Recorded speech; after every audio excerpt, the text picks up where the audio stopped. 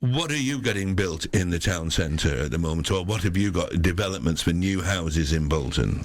Lots. Obviously, we're a Bolton-based organisation. You know, the vast majority of our homes are here, and we'll continue to invest. I mean, a stone's throw from here, if there were windows you'd be able to look out on the Moor Lane development, the old bus station site. Obviously, many of those homes are ours. They're available to rent. Some are for shared ownership. We've got big developments going at Horwich Loco Works. Right, Lots of homes there.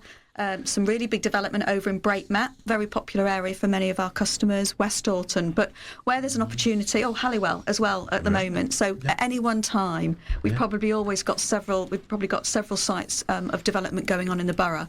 Some of that we are building, working with a developer and building ourselves, but we also pick properties up through things called Section 106s, where private developers have to build and make available a proportion of their homes for as affordable homes. Yeah. Those homes then get sold on to housing associations at a discount, such as ourselves. So as I said, we either build them ourselves or we purchase them through those agreements, and that's proved really productive. As I said, about 250 homes every year we've been doing for the last 5 or so years. And does that have to increase?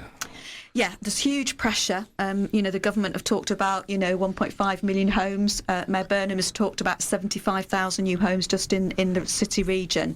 And we want to play our part. But things like planning, they do need to shift. Obviously, the government have announced things they want to do to change the planning system. It can be very complicated. It can be very lengthy. The other issue for us is obviously availability of labour and materials in terms of what the builders can do. And then obviously there's always going to be issues around building the right homes in the right places. It's not unusual for us for people to bid on a new home. We'll get several hundred people bidding for one home.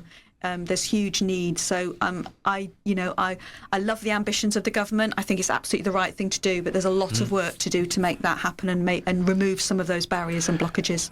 The government have made available additional funding for brownfield sites. So where those may be previously industrial land. Obviously in Bolton we have issues around remediation because of what that land was used before, but there's money available to do that too. So it won't always be about encroaching on, the government's talked about grey belt land, which is disused car parks, which, aren't green in any way, shape or form, but also using brownfield sites. It's really important that we do that.